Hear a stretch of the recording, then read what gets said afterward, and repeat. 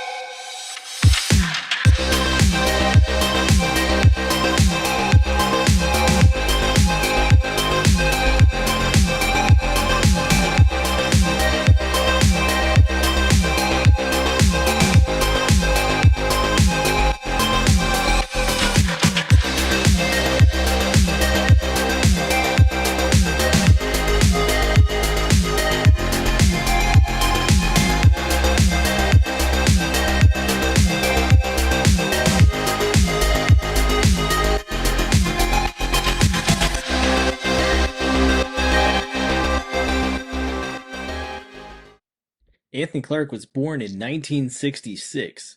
He broke teenage records like it was nobody's business, bench pressing over 400 pounds raw as a teenager.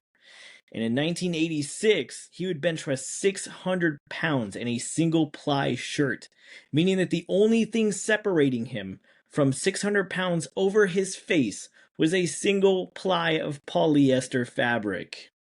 And in 1992, he was the first man to bench press 700 pounds. He did this in front of a live audience on live TV. So not only did he cement himself in the strength history archives, but also this propelled him to household status. This put him in a new category of strength athlete. And with all this attention came new eyeballs. and new criticisms.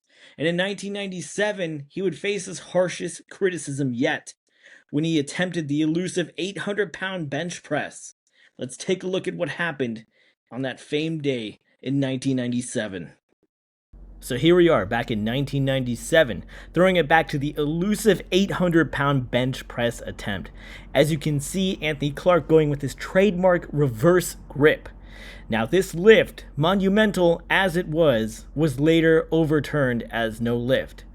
Now we're going to take a close look in slow-mo and see why this lift was overturned. You can tell the forward movement is there, but the lockout just not good enough. So I scanned in some of my powerlifting USAs. This is one of them. But Anthony had a pretty long career. He competed from 1984 to 2001. His last meet was at the age of 34, which a lot of people think that once you start entering your 30s, that's kind of like your prime years as far as strength sports are concerned.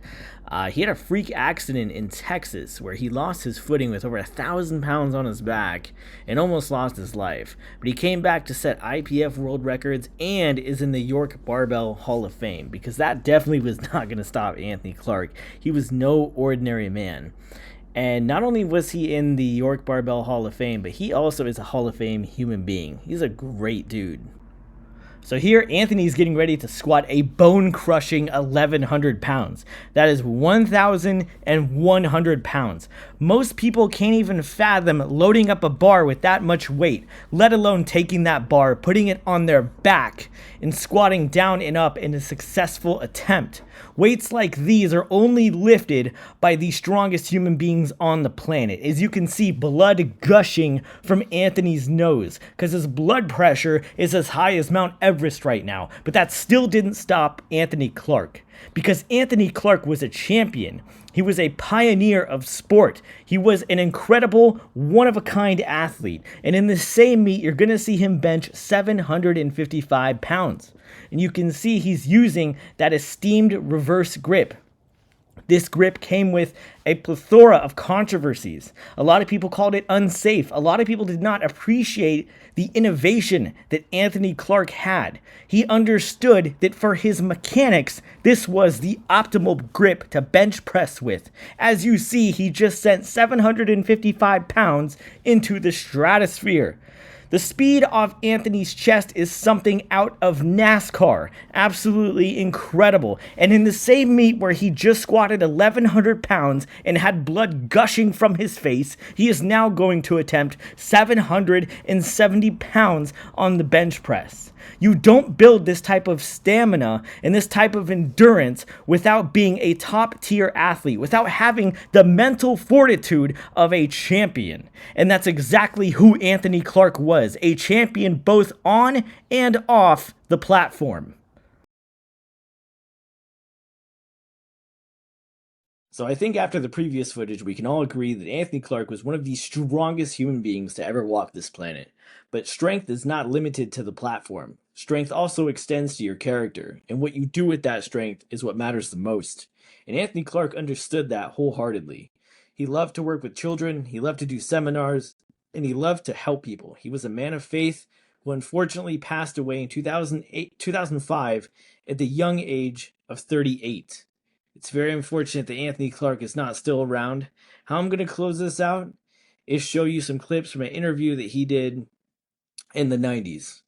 Again, credit to Josef Eriksson for all this footage. His channel is in the description of this video, and I personally have been on a conquest to find a ton of powerlifting USAs with Anthony Clark on the cover. I've scanned these in. These are some of the issues that you saw earlier highlighted in this video. But I believe in paying back and paying tribute to those that paved the way. And Anthony Clark was one of the biggest bulldozers to pave the way for the sport that you and I enjoy so much. So finally, let's take a look at the late and the great Anthony Clark in his own words. So you have such phenomenal numbers. How'd you get started in this? Well, how I got started in this, believe it or not, I was a skinny little kid that got beat up all the time. And then not only at school, I had to face the dilemma of getting beat up at home. So I was physically abused. And so those things had kind of turned me around. When I started weightlifting, my stamina started changing around. I carried myself a little bit better. But still at home, I had to had to conquer those things at home. But, and you know, to let you know a little bit about it, I tried suicide 3 times, and then all of a sudden, you know, I didn't know where I was. I didn't know who to talk to. I still weightlifted, but that was just to try to fill some kind of void, a personal void. But I had something else that was happening in my life. So how did powerlifting or weight training sort of help you pull yourself together? Well, it pulled myself together by, you know, by setting some stability in my life. You know, a lot of people have the ability, but no stability. So, and that's what the basis was for my powerlifting, and that's how I got there. And by, you know, putting God in my life and my powerlifting, and, you know, God's gave me a gift, and so that's the way it happened. Now, powerlifting is like a motor vehicle to show people what, you know, how powerlifting can enhance your life and to better it. How do you support this incredible list? Tell us about your training and your eating. Okay, I train like 5 days a week, and I try to eat as much as possible. You know, and by being a big powerlifter, you have to have a lot of food and a lot of food intake to compensate the workload. And the thing is that, you know, it takes a lot of money too. By getting with this company called Token Enterprise, they helped me create that stress-free environment that a lot of other powerlifters don't have. You know, because they got to work 8 hours a day, and then they got to go through their, you know, their everyday essentials, and then they got to work out. So it's kind of like a hit and miss situation. Is there anything special that you eat or that you don't eat? No, okay, a long time ago, I used to thought more is better, and doesn't matter what it is better, you know, but now I try to eat quality food as well as quantity. You know, a lot of proteins, a lot of carbohydrates, and try to cut out the fats. You know, if you were going to advise someone who's interested in powerlifting, either from a beginner standpoint or someone who's been doing it for a while, what would you tell them to do? Okay, first of all, take it slow. Create a base, you know, because you have to have a foundation to build upon that, you know, base. So the thing is that you want to take it slow and do it at a balance, not just go into, you know, head first and then, you know, slap it together, and then next thing you know, you're getting injured all the time because you didn't create that base. So take it slow and work slow. Have you had any big injuries? I've had a couple injuries, but not really to hamper me out of a situation. I had some kind of tears and strains, but matter of fact, I go to the chiropractor 5 times a week, and I recommend this because if you're doing big lifts, you're going to get sore, you're going to break your muscles down, and you're going to have some adhesions and some trash in your body, toxins. So what I do is go and get massage therapy every day. And you work so hard and you pay so much attention to training. How do you relax? I don't relax. I mean, it's just because I know it's business, but I relax by going to, you know, helping kids out and talking to kids and being around good people. That's my relaxation. And going to church. I have fun. Being around good people. Anthony, you're so well known in powerlifting. What do you see the sport doing in the next 5 years? Okay, I see the sport prospering. Okay, if we have so many federations, as you know, and the thing is that if we can come out to basically a good agreement and nobody fighting, you know, the sport of powerlifting can be a household name. Everybody can if they self-promote themselves, and that's what I've done is try to promote the self, you know, promote powerlifting, promote me. And to try, you know, because it is a good sport. The camaraderie that we have in powerlifting is not the bickering, fighting that they do in bodybuilding. But so, and if you look at powerlifting as a whole, it's a good sport.